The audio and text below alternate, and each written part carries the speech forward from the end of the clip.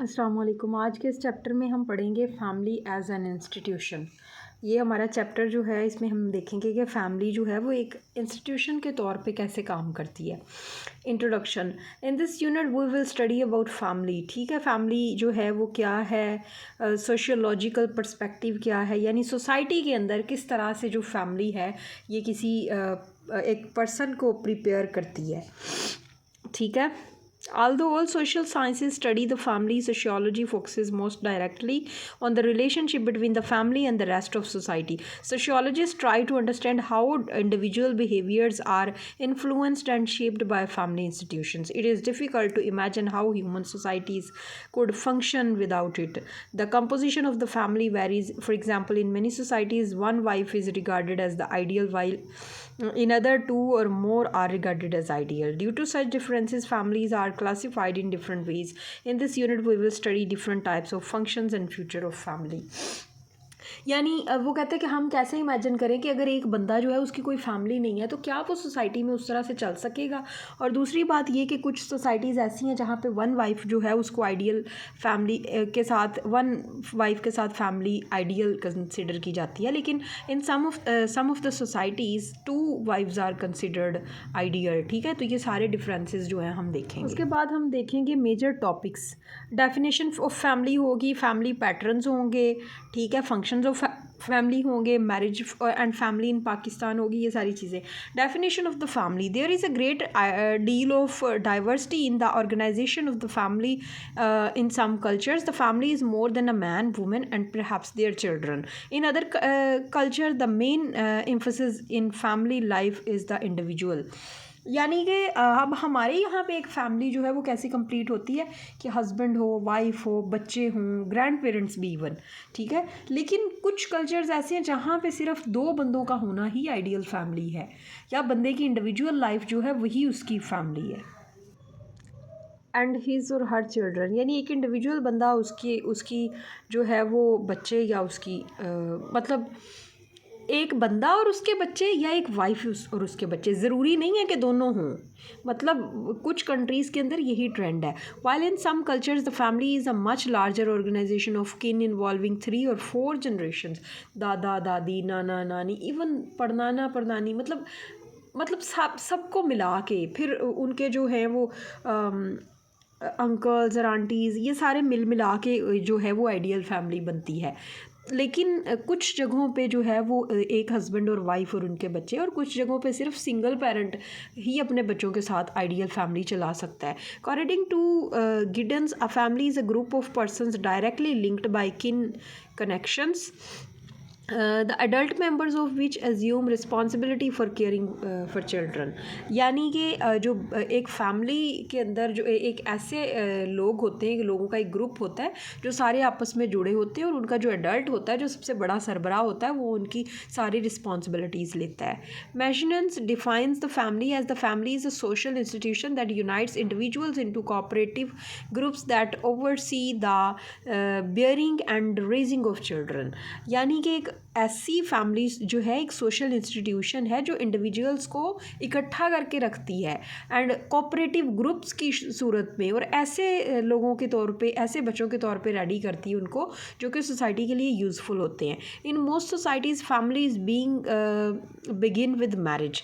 ज़्यादातर सोसाइटीज़ में शादी से फैमिली शुरू होती है ऑब्वियसली, और a legally sanctioned relationship involving economic cooperation as well as normative sexual activity and child bearing that people expect to be enduring। यानी कि शादी हो या उनका कोई आपस में मैरिज कॉन्ट्रैक्ट जो होता है, मतलब उनका आपस में एक डॉक्यूमेंटेशन होती है, फिर उसके अंदर वो इकोनॉमिकली कोऑपरेट करते हैं एक दूसरे के साथ, एक दूसरे को सपोर्ट करते हैं, और फिर उनके बच्चे हों, और ये फैमिली होती है। In a study entitled social, ये जो डेफिनेशंस लिखी है ना, इनमें से आपने एक आधी डेफिनेशन याद कर लेनी है, सारी नहीं करनी। ठीक है। In a study entitled social culture, George Peter Murdock examined the institution of the family in a wide range of societies. He took a sample of 250 societies ranging from hunting and gathering to industrial societies. He claimed that family is a universal institution. अब जो ये है George Patrick मर्डरक, इसके मुताबिक जो family है ये एक यूनिवर्सल इंस्टीट्यूशन है। ये भी डेफिनेशन लिखी है, the family is a social group characterised by common residence, economic cooperation and reproduction. ये मतलब वही बातें हैं, आपने इनमें से कोई एक जो है वो याद कर लेनी है अच्छे तरीके से। अगर आपको फैमिली एज इंस्टीट्यूशन के तौर पे क्वेश्चन आ जाता है, इसका रोल पूछते हैं, या पाकिस्तानी सोसाइटी में अगर आपसे पूछते हैं कि फ़ैमिली का क्या रोल है, तो आपने यहाँ पे पढ़ा है ना कि कुछ फैमिलीज़ जो है वो शादी से स्टार्ट होती हैं और इस तरह ये सारी चीज़ें, तो आप पाकिस्तानी पर्सपेक्टिव में वो सारी चीज़ें लिख सकते हैं कि पाकिस्तान में फैमिलीज़ किस तरह से चलती हैं, और वो डेफिनेशन भी लिख सकते हैं। द फैमिली पैटर्न्स, पैटर्न्स क्या हैं? Though all societies organise families, there are great variations from culture to culture in the structures and functions of this institution. वही चीज़ है कि हर सोसाइटी का अपना स्ट्रक्चर होता है फैमिली का। Cultural variations in the organization of families refer to such things as who is considered part of the family and who is not। यानी डिफरेंट कल्चर्स के अंदर ये डिफरेंट कॉन्सेप्ट है कि किसको फैमिली का मेंबर समझा जाए और किसको नहीं। वेस्टर्न कंट्रीज़ के अंदर हर वो बंदा जिसके साथ आपकी बन जाती है, आपका उसके साथ रिलेशन बन जाता है और आप उसको अपनी फैमिली में ऐड कर लेते हो। लेकिन पाकिस्तान जैसे कोई भी कंट्रीज़ हैं, उनके अंदर इस्लामिक कंट्रीज़ हों या बेशक एशियन कोई भी कंट्री हो, वहाँ पे जो है वो सिस्टम और तरह से थोड़ा चलता है। तो ये चीज़ें ही यहाँ पे डिस्कस की हैं कि कल्चरल वेरिएशंस हैं, यानी कल्चर डिफरेंट है। There are two major patterns, the nuclear and the extended family. एक तो न्यूक्लियर फैमिली है और एक्सटेंडेड फैमिली है। World wide the unit consist of a man and a women and their own or adopted children is refer to as a nuclear family. अब वही बात आ गई कि वेस्ट के अंदर अगर कोई फैमिली है तो एक माँ है और उसके बच्चे हैं, तो हम कहेंगे कि भाई ये एक फैमिली है। और एक सिर्फ फादर है और उसके बच्चे हैं या एक बच्चा है, तो हम कहेंगे भाई ये एक फैमिली है। लेकिन ज़रूरी नहीं है कि वो उसके बायोलॉजिकल चिल्ड्रन ही हों, हो सकता है उसने कहीं से अडॉप्ट किए हों, एक बच्चे को कहीं से अडॉप्ट कर ले और वो कहे कि वी आर फैमिली, तो हम कहेंगे येस दे आर फैमिली, और वो न्यूक्लियर फैमिली होगी। ठीक है।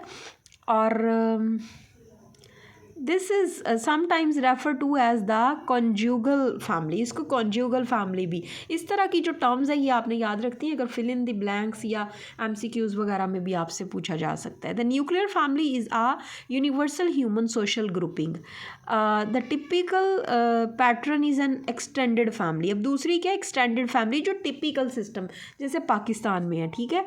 Involves several sons and their wives living with the sons parents. अब 3 4 5 भाई हैं, उनकी वाइफ्स हैं, उनके बच्चे हैं और उनके साथ में पेरेंट्स हैं। अब वो सारे बच्चे, उनके अपने बच्चे और ये अपने बच्चों के दादा दादी हैं और उनके पेरेंट्स भी हैं, ये सारे जब इकट्ठे रहते हैं तो ये कहलाती है कि यूनिवर्सल फैमिली, जो कि टिपिकल फैमिली सिस्टम पाकिस्तान का है। नेक्स्ट हमारे पास है जी the descent patterns. The question of descent has to do mainly with intergenerational lineage. If an ancestor dies, who is entitled to inherit his or her property that is left? The most common pattern of descent is patrilineal. Under this system, kinship is traced through the male line. In a patriline descent system, the wife joins her husband's family. अब वो कहते हैं कि decent pattern system क्या है कि जब एक जो पेरेंट है वो उसकी डेथ होती है, तो उसकी जो किनशिप है, यानी उसकी जो नस्ल है वो कहाँ से चलती है? वो उसके बेटे से चलती है। उसकी प्रॉपर्टी का वारिस कौन बनता है? उसका बेटा बनता है, और यहीं से ये सारा सिस्टम चलता है। इसको पैट्रीलिनियल बोलते हैं। पैट्र का मतलब है ऐसी सोसाइटी या ऐसी जगह जहाँ पे मर्द की हुकूमत होती है, जहाँ पे मर्द जो है वो अथॉरिटी होता है। तो पैट्रीलिनियल जो है ये ऐसा सिस्टम है जहाँ पे उसका जो बेटा होता है वो उसको लेके चलता है। In a patrilineal descent system the wife joins, ठीक है, उसकी बीवी और वो दोनों मिल के चलाते हैं। ठीक है। ऐसा नहीं होता कि बेटी और उसका दामाद, बेटी और दामाद। Pattern of descent have to do with the formal definition of family rights, responsibilities and duties in this system. जो डिसेंट पैटर्न है इसके अंदर फॉर्मल डेफिनेशन ऑफ फैमिली की भी डेफिनेशन है, राइट्स की, रिस्पॉन्सिबिलिटीज़ की एंड ड्यूटीज़ की. In this system the wife's family of orientation may be quite involve in the lives of the husband and wife. इसमें हो सकता है कि वाइफ जो है उसकी फैमिली भी साथ इन्वॉल्व होती है, उसका वो जो बेटा होता है जिस बंदे की डेथ होगी उसका फिर बेटा है और उसकी वाइफ है, तो वाइफ की फैमिली भी काफ़ी ज़्यादा इन्वॉल्व होती है. But society doesn't define them as formally related. लेकिन सोसाइटी नहीं कहती कि उनको इस तरह से उनके साथ जो है वो रिलेट करना चाहिए. The reverse is the case under the matrilineal system. Matrilineal system कौन सा है? जहाँ पे बेटी लेके चलती है. In this system kinship is traced through the female line but males are still responsible for the maintenance of the family. यहाँ पे लेकिन रिस्पॉन्सिबिलिटी यहाँ पे भी मेल की ही है. ठीक है. Women even this do not enjoy greater authority.